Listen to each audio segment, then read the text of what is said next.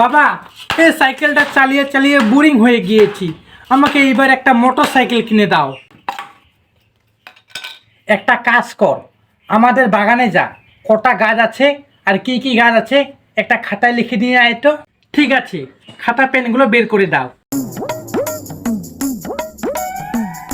এই নে ধর।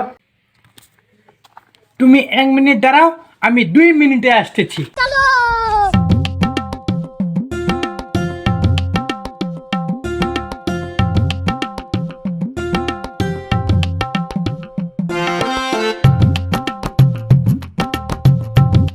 বাবা বাবা, আমি লিখে নিয়ে চলে আসছি সব।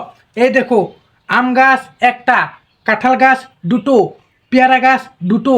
এই দেখো, আম গাছ একটা, কাঁঠাল গাছ দুটো, পেয়ারা গাছ দুটো।